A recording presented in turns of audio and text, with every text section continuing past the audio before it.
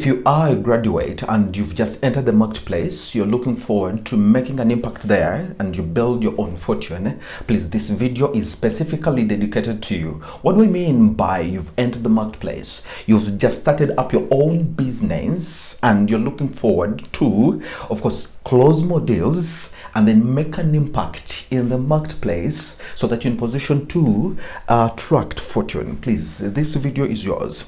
Now, the first thing I want to make clear is I understand you're coming from a system that has trained you since you were age 3 when you keyed in, or 4 or 5, I don't know.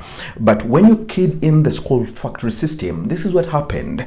They trained you to be good at the 3 things I'm going to mention. Number 1, they trained you to be selfish. They trained you to play a solo game.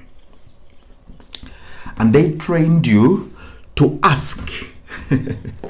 So this is what the school system is good at when it comes to installing their identity in the kids. Selfish. You do not need to share. Hey, whatever you know is yours. Solo game. You need to stand alone. And then ask. You need to ask for permission. Ask. Now, you've entered the real world that doesn't call for these 3 things. So in other words, you need to drop this kind of mindset. Yes, because for it calls for a different mindset. In the real world, that's the marketplace where you've just entered the entrepreneurial space. It calls for, you don't need to be selfish. You need to be someone that releases, someone that gives, shares with the rest. You need not to play a solo game. You need to be a very good team player. And if you're good at this, you will be in position to move faster to your destination. And then third, you don't need to be someone who just asks and waits for permission. So you need to give. You see now the difference? This is what the school installed in you, but this is what the marketplace or the real world requires for you to thrive, not to survive. Do you understand? So whatever I'm going to show you, I'm going to share with you a hack that is going to help you get these 3 things. Number 1, you're going to be in position to know how, you're going to be in position to have clarity about the space you've just entered. You're going to be in position to know how to beat up your competition. You beat up your competition and stay at the top of the game. Then third, you're going to be in position to close more deals. So what I'm sharing with you next is going to help you have clarity about the entrepreneurial space you've just entered, because that is the first thing that is going to help you beat up or perform well in that space, whatever industry you are in. Competition. In the marketplace, you are not there alone. Who is delivering that service? Who is delivering that product? No, you have competition, but you need to be at the top of the game. So how are you going to do that? It's what I'm sharing next. And then close more deals. Of course, it's a business you've just started and you need money to flow in, So I'm going to share with you the framework that is going to help you to close more deals. Sure. But to achieve all this, you need to understand this principle. Now I'm killing the school mentality from your mind.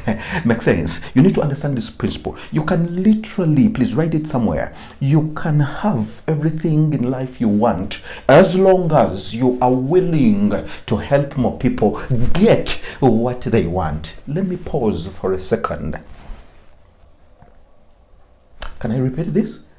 You can have everything in life you want as long as you are willing to help enough people get what they want. So that is the principle you must have at the back of your mind as you are performing in the marketplace. But now, how are you going to achieve that? After having understood the principle, how are you going to achieve that? You need to understand the difference between selling and persuasion. Selling and persuasion. Now you realize that your competition enters the marketplace with a selling mentality. And you need to do the opposite. Enter the marketplace with a persuasion mentality. I'll give the difference. Stay with me. Now, selling, this is where you approach your target audience to extract money from them. To extract money from them.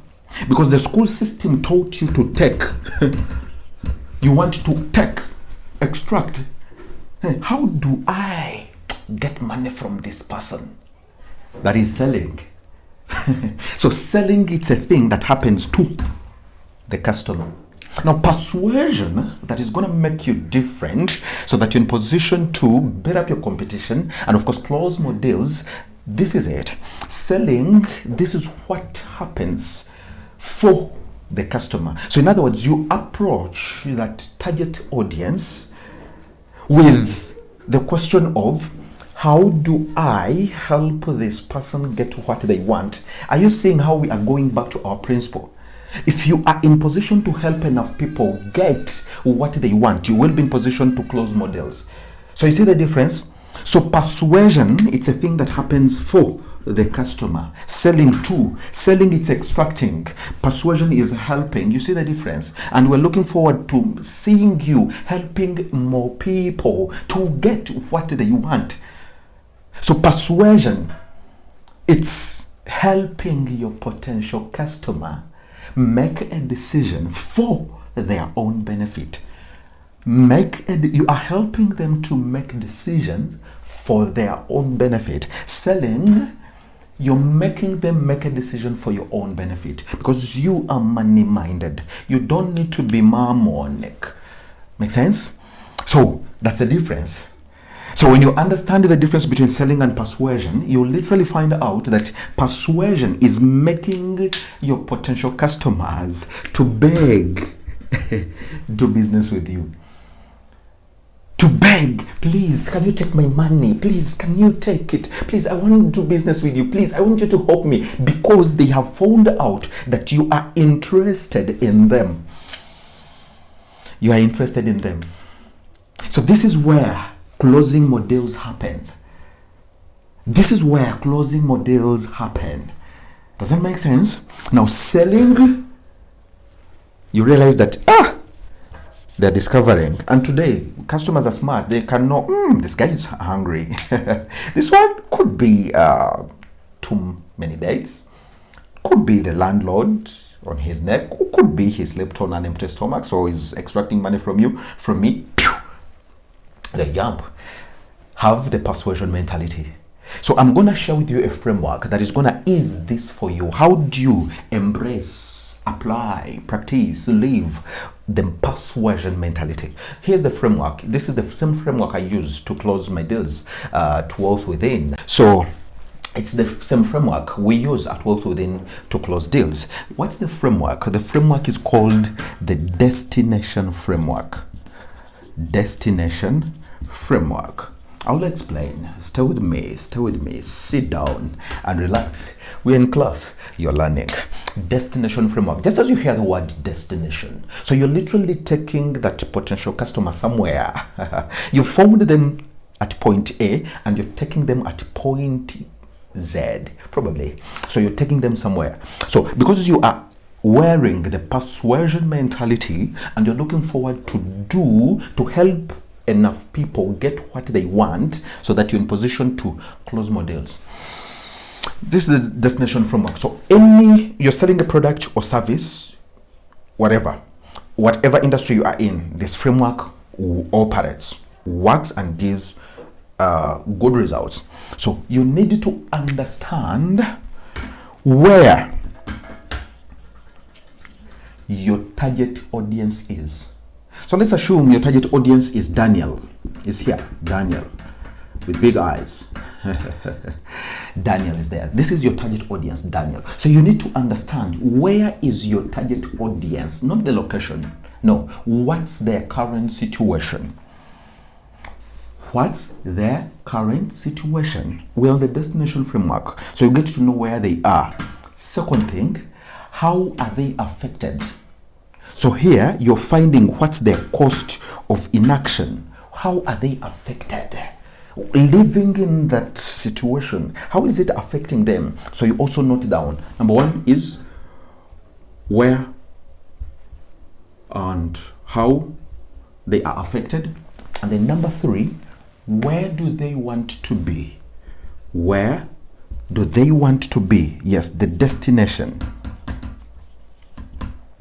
So now you have their current state, you have their cost of inaction, and now you know their future state, where they want to be. And then lastly is how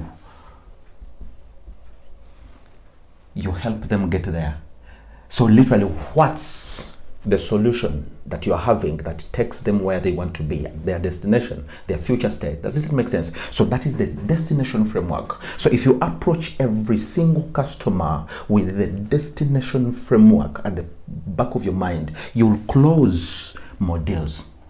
Where is the potential customer standing? What's the situation, current situation? Second, how are they affected? So find out the cost of inaction, and then where do they want to be? That's their future state.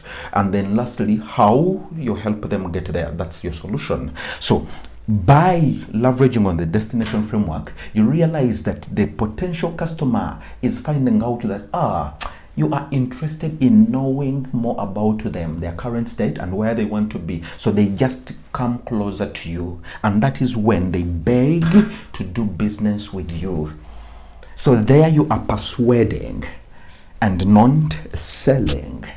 So are you seeing how we've killed selfish, we've killed the solo game, we've killed asking, because you need to give value first. So by asking these questions, you are already giving value, because you are getting interested in them, and that brings them closer to you, and they beg to do business with you. So if you wear that mentality in whatever business you're doing, please, whatever industry, you are going to stand out as the number one.